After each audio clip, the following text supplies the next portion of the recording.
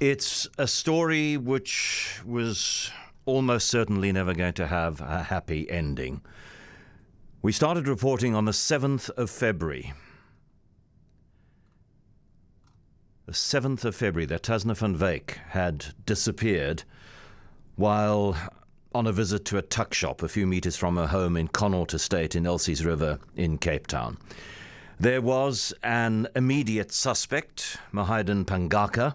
He was immediately identified as a person of interest. It was suggested that he was out on parole for offences similar to what he was thought to, or what it was thought he might be guilty of, the abduction and murder of a child.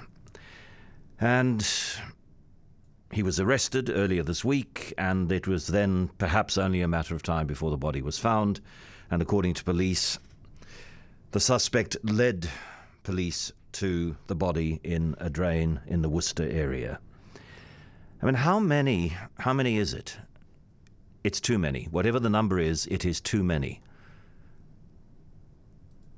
Old men, old women, middle-aged people, young men and women, and particularly horrifically, young children. Many of them young girl children are taken and killed, and often sexually abducted, sexually assaulted before death, and sometimes even more horribly after death.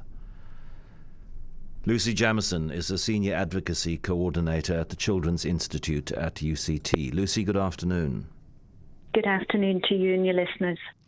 There's a kind of, I don't know, it's a sort of reluctance from me to talk about this because it happens so often, and I feel stuck in a cul-de-sac from which there is no exit, that we keep talking about the same things and there never seems to be any sense of progress. There doesn't seem to be any diminishment of the number of these attacks.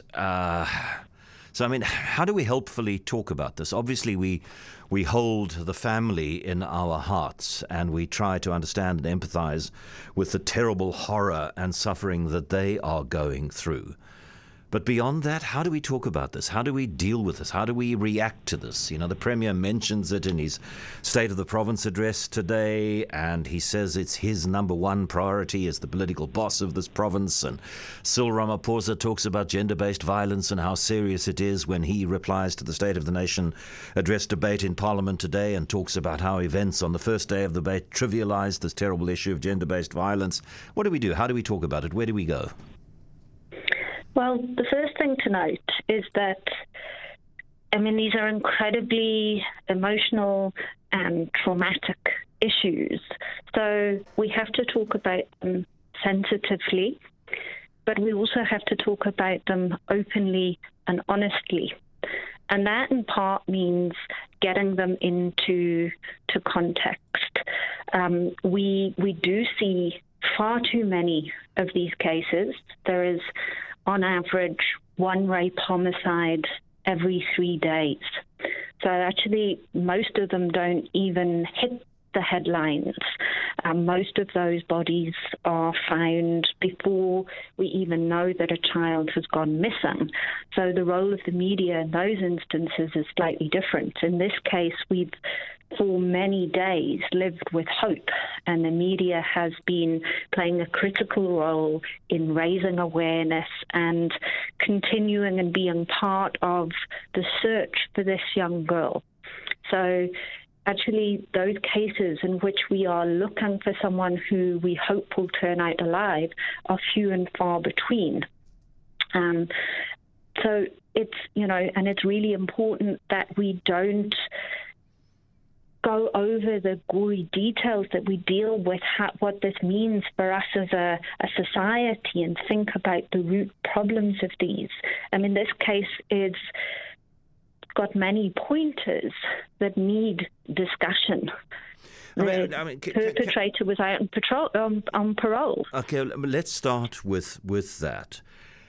Correctional services have confirmed that he was out on parole. They have not given us any detail. They refused to give us any detail as to what crimes he had committed and for which he was on parole. The local ward councillor and the Reverend Chris Nissen of the Human Rights Commission have said that the crimes that he was sentenced for are similar to the crime of which he is accused now. Somebody like him should be kept in jail until the end of his sentence. No?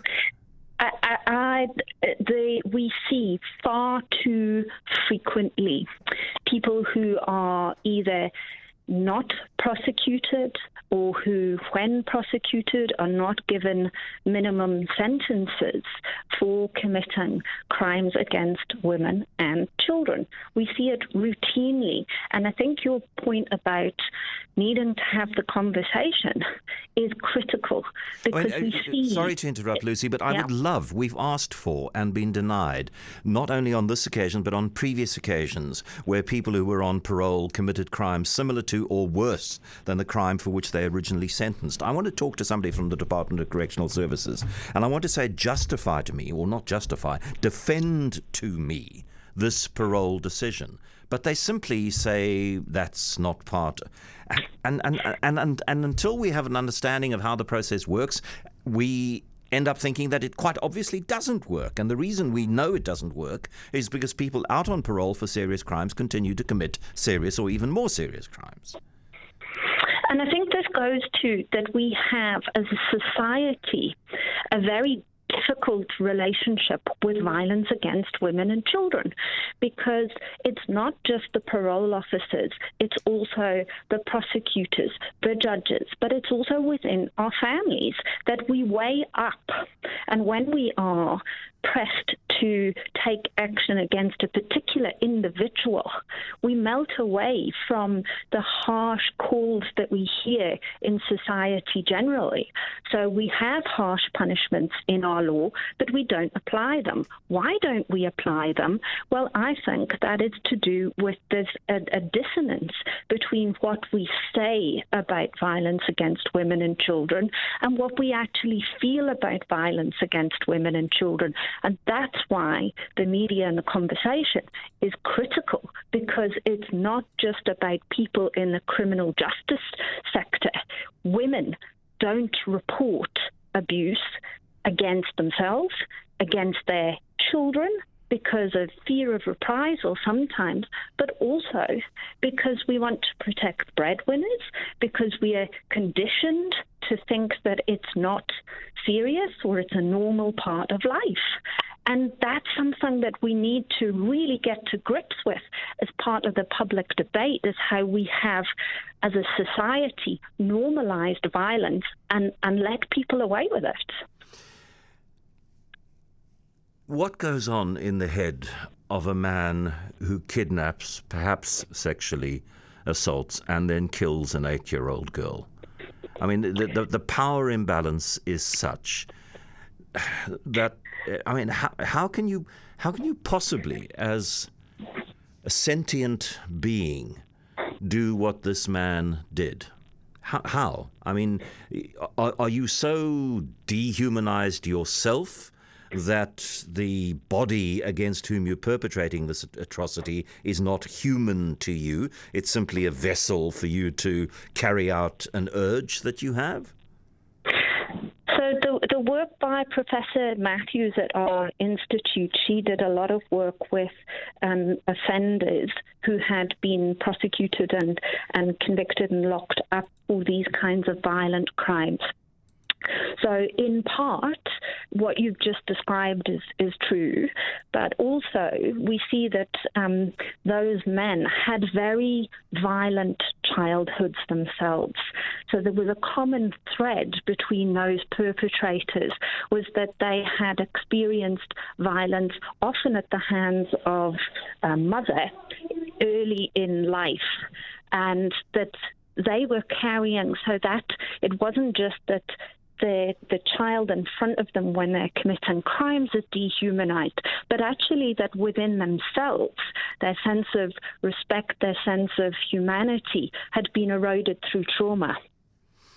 Which sounds like it's an excuse for their behavior. It's not about that being an excuse. It's something that we have to get to grips with as a society. We are incredibly violent towards our children. The Birth to 20 study that was the kind of gold standard longitudinal study that was conducted in Soweto showed that 70% plus of our children in that context were experiencing multiple forms of violence, so physical, sexual, community violence, violence in the home, violence in schools. Similar figures are prevalent when we look at national data and here in the Western Cape. Most of our children have daily experiences of violence, either where they are the victims or where they're witnessing violence. It is a normal part of people's upbringing. And when children experience or witness violence, they internalize it. They think that is how we are supposed to behave. So although, thankfully, many people do not turn to these extremes of violence, most of our children are exposed to violence, and most adults also become perpetrators, whether it's gender-based violence, whether it's violence against men, whether it's violence against children. These horrific crimes actually are embedded in a culture of violence. As expected, I knew this was going to happen as I began this conversation. My WhatsApp line, SMS line, email filled with people saying once they've been caught and convicted of something like this, either execute them, because then they can never do it again, or keep them in jail until they die naturally, because again, they can never keep it again. And I've had about 6 people saying chemically castrate them. Don't put them in jail and then let them out on parole in the mistaken belief that the prison experience has rehabilitated them and given them back some sense of humanity, because the prison experience is as violent, if not more violent, than the community and family life that they had before going into prison. So forget the notion that parole does anybody any good except the budget of correctional services, and either keep them in jail until they frot naturally or hang them. So, I think that the point is we need to ensure that we protect society by keeping people who are violent criminals locked up until such times as we can know that we have rehabilitated them. Now, there are some excellent programs, and there are also, we have the benefit of skilled and experienced psychiatric teams that are able to test that capacity here. But there are so few of our offenders going through these holistic programs that, as you say, many of them end up on the streets before they have even been through any of that kind of work and proven themselves to be fully rehabilitated, not being a threat to society in the longer term. Yeah. Lucy, thank you. Look, you said we need to talk about this in context. We need to understand this one particular outrageous event in the context of a similarly outrageous event, which happens perhaps without the same media coverage once every 3 days. These are very, very difficult conversations, and thank you for joining in the conversation with me now. Lucy Jamieson, Senior Advocacy Coordinator at the Children's Institute at UCT. Wahid, your WhatsApp touched me. I first heard about the discovery of Tasno van Wyk while in traffic as a government minister's convoy sped past. A public servant enjoying personal security in a luxury SUV while the parents of an innocent 8-year-old child learn of her death. It's time to storm the effing Bastille. Stephen Belleville, hello. Good afternoon, Mr. Maytham. I understand that the Minister of Justice appoints parole boards, and therefore, in terms of the processes, he does not interfere, except appeal on the parole decision. But surely the parole board system and the rehabilitation system is broken within that environment. Parole boards, is Is there no way that they are managed in terms of the output? Because Tasne's occurrence is not a singular occurrence. These things have happened before, where parolees are accused of committing similar or worse offences, as you've told. And I'm gutted because this morning I had to release a colleague to go and assist with a family who stays 2 houses from Tasne's family, and he was gutted. And we can't allow these things to continue, sir. No, we can't, Stephen. And as I don't thank you for your call, I don't want us to abandon the notion that rehabilitation must be part of our correctional justice approach. We must continue to hold out the ideal that somebody who has committed a crime needs to be punished appropriately according to the severity of the crime. So the severity of the sentence must match the severity of the crime. And often the appropriate sentence is a custodial one. Go to jail. And part of our approach must be that some people learn from their mistakes. Some people go into jail and are so horrified by the experience that they are resolved that when they come out, they will not commit again the crime or for which they were sentenced or any other crime. But in order for that to have any meaningful, practical worth, there have to be programs within prison that equip those rehabilitatable prisoners for life outside of prison.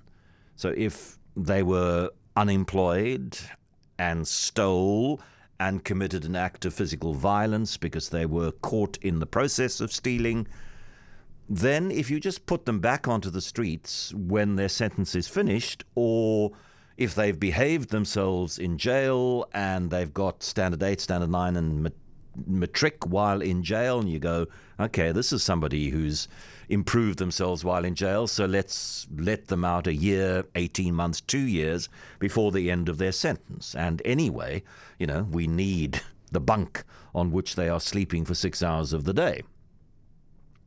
And in the absence of that, what do you do? I mean, because it doesn't seem that there is any functional rehabilitation happening in our prison system. Maybe there are certain jails where some rehabilitation work is being done, but the overwhelming impression I have as a daily observer of South African society is that rehabilitation is an idea and not a reality. So what do you do then? Do you keep everybody for the full length of their sentence? That goes against the principles of correctional justice. Because part of the idea is that you learn from your mistakes.